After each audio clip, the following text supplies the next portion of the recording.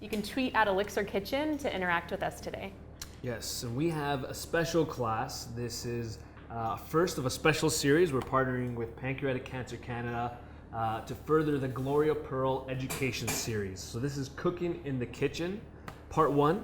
And we have a special guest, a special celebrity guest today. We do. Thank you so much, Libby, for joining us today. We really appreciate you taking the time out of your busy schedule to come and share your experience with patients and caregivers out there.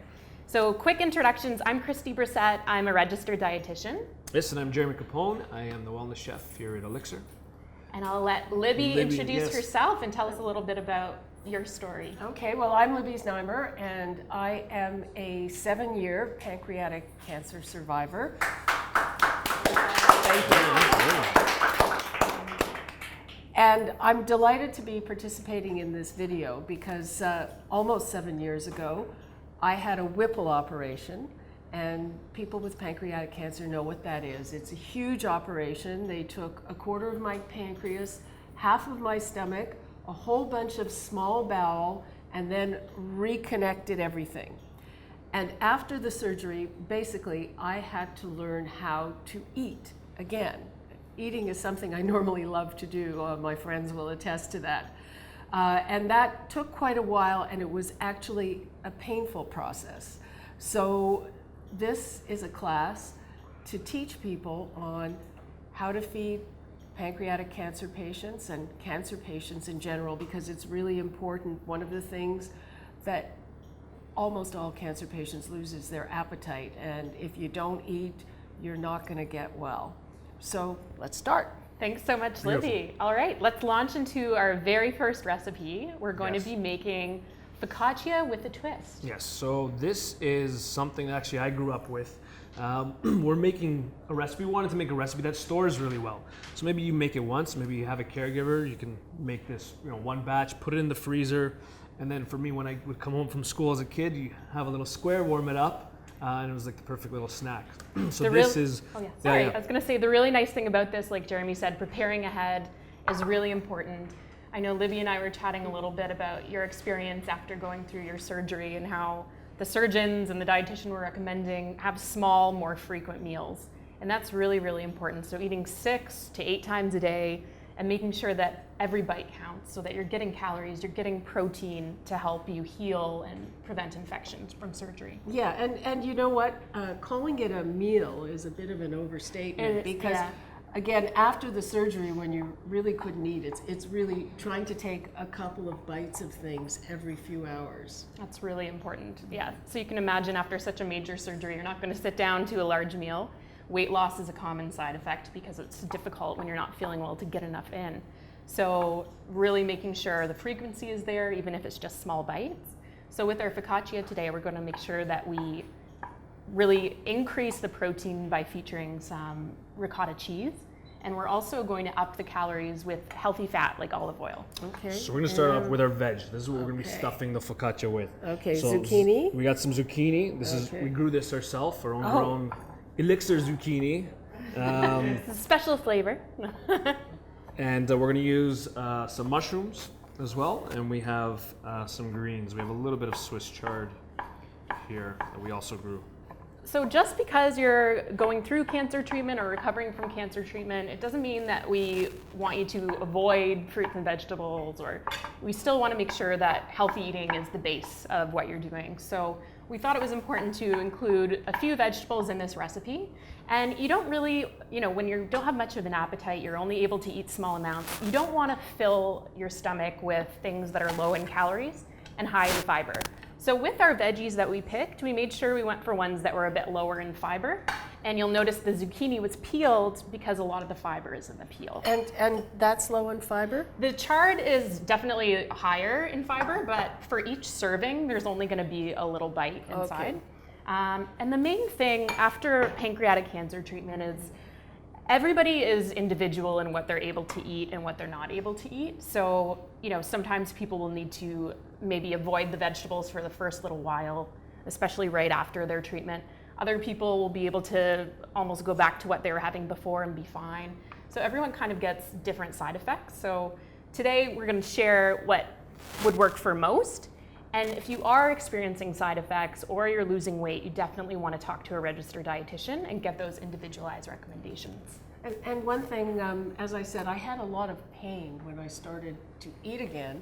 And I remember I asked my doctor about it, and he said, well, try some digestive enzymes. I don't think it's going to work. And to this day, I still take them before I eat. And they worked like a charm. Oh, that's fantastic. So, that's great advice. So one of the things or common misconceptions about pancreatic cancer is people think, you know, I maybe have lost part of my pancreas due to surgery. And so the pancreas helps produce enzymes that help you to digest certain foods. You know, protein, fat, carbohydrate, those all require enzymes that are produced by the pancreas. So you can imagine after surgery, you wouldn't digest things as well. And that's why people might sometimes get fat malabsorption.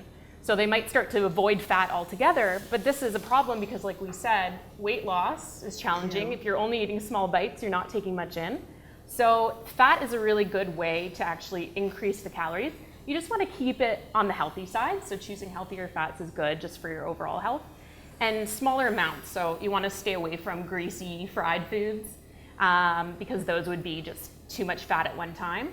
But still, including sources of healthy fat is going to be really, really important. And if you feel like you are malabsorbing fat, if you're having any side effects like, you know, oily bowel movements, then speak to your doctor about enzymes, because that can really, really help. And they'll prescribe some pancreatic enzymes that you can take during your meals. And those can make a really, really big difference. So thank you for sharing about your experience and how that's helped you. So we're going to start off, we're going to saute the vegetables, and we want to go in order of what takes longer. So we're going to start off with the zucchini, we start off with the mushrooms. You have about a medium-high heat. And then the Swiss chard, we can add, or any greens that you would use, you can add closer to the end.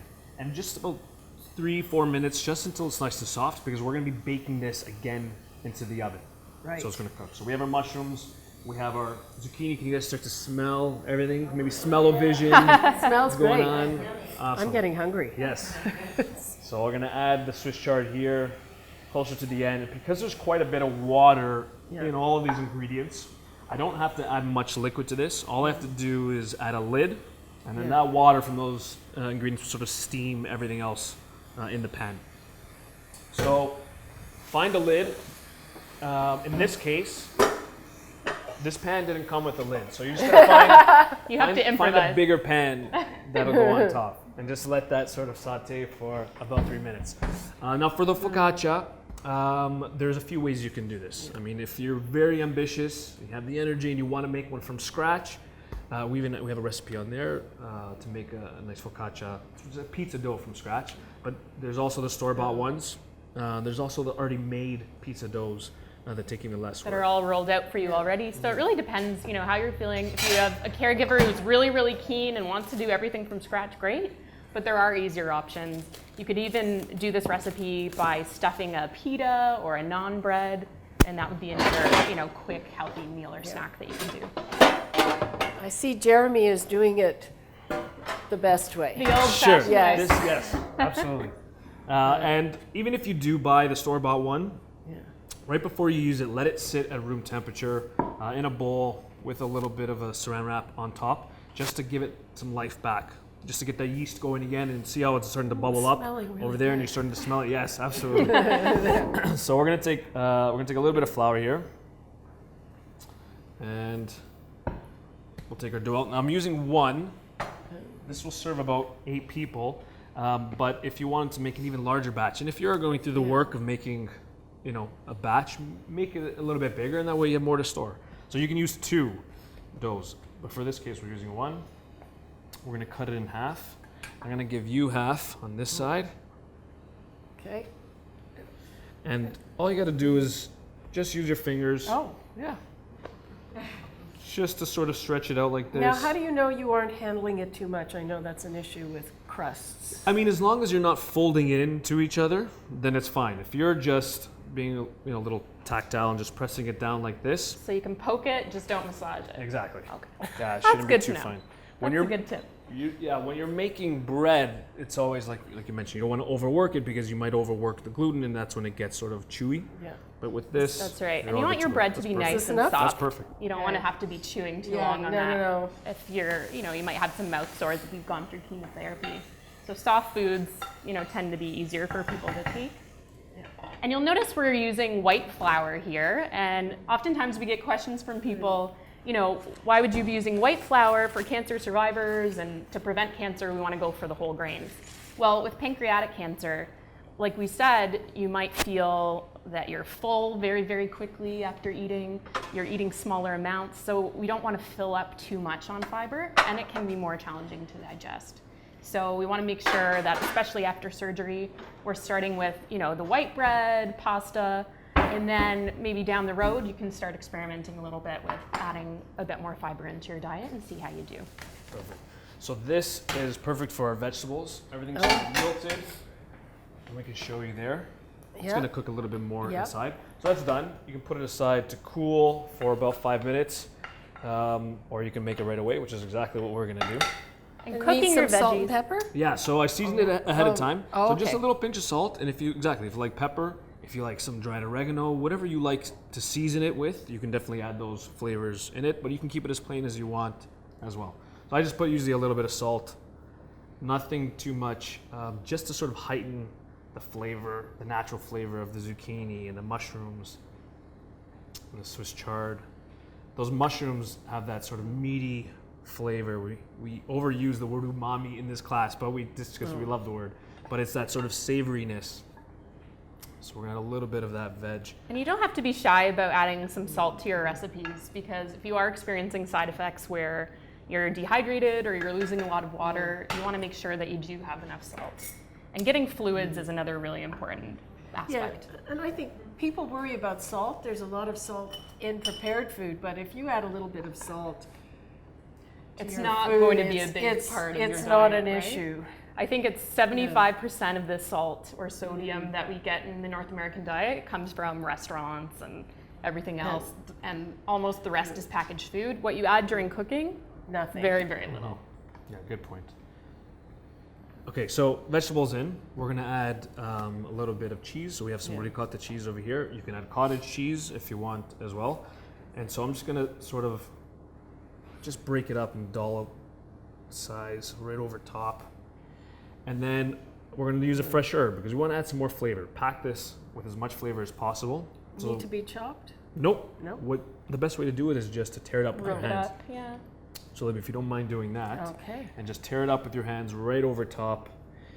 Fresh herbs, especially like summer herbs like basil, if you cut them up, especially if you're not using a sharp blade, it tends to bruise a lot faster as well. They stick together when I might be sneezing soon. Oh, That looks so- delicious. Yeah. All right, There we so go. like we said, we're making sure every bite we're getting some protein into our snack and into our meal. So that's why we have the ricotta cheese that we're adding in. And the herbs, they're a really nice way to add some flavor when you're going through taste changes. So especially if you're experiencing mouth sores on top of everything, I find people tend to stay away from flavors in general because they think, oh, it's gonna hurt my mouth. But your green herbs, they're not gonna have that burning sensation like black pepper might, or some of the gonna throw in a bit spicier of that, spices. Yeah, sure. Yeah, so you can put some nice Some little oregano. dried oregano. So these are ways, Customize it. yeah, I love it. Make it your own. So this is Perfect. like a healthy pizza pocket. We're gonna use just about a teaspoon of olive oil over top. We wanna make sure we get a little bit on the edge. That's gonna sort of act like a glue for when we put the piece on top. So you can see this is a Oh, okay. So you made the top bigger so you could fold it over, exactly. right? Okay. So then we just want to sort of squeeze the sides. You can do this right on the pan. Sometimes it's a little easier. And press it down. And what we do is just poke a couple holes. That way the steam that's going to end up building up inside doesn't burst out and make its own hole for you, which sometimes happens.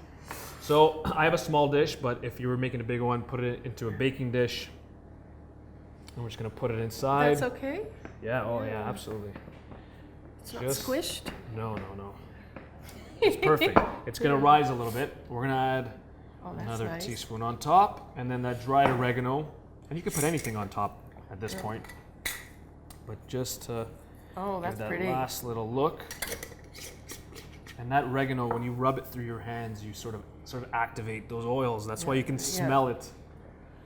And we're gonna put that into the oven. So we have preheated the oven to 425 degrees Fahrenheit. So it's pretty hot. It'll take about 15 to 20 minutes, just until it's nice and golden brown. And of course, magic of our kitchen, we'll have one. We need a little clock that just spins its hands. Yeah, absolutely. You just happen to have that. Yeah, just happen to have it. It grows in size, as you can see. No, this is a bigger one. This is a bigger one to feed everybody here. Absolutely. So you have that nice golden brown. You can see that oregano on top. And this, as long as... There we go. Oh, So perfect. you can see the bottom there. Perfect. Yes. So we'll put It it smells down. incredible. Yes. And you can see that sort of layering. I'll show you Libby as well. Oh, that's Inside. That looks beautiful. amazing. And this is delicious, nice and warm, just like this. And like I was saying, so what my mom used to do is she would cut it up into your little squares. You put it into a freezer bag, and you just keep it into the freezer. And then they're already pre-portioned. Whenever you want to heat one up, and you want a little snack, a little bite, it's ready to go, and that'll last. Depends how much you want to eat. Yeah. But That's such a really big delicious, help. really, really nice. Yeah. And that's our first recipe. That's our garden stuffed focaccia. That's beautiful. Beautiful. Yeah.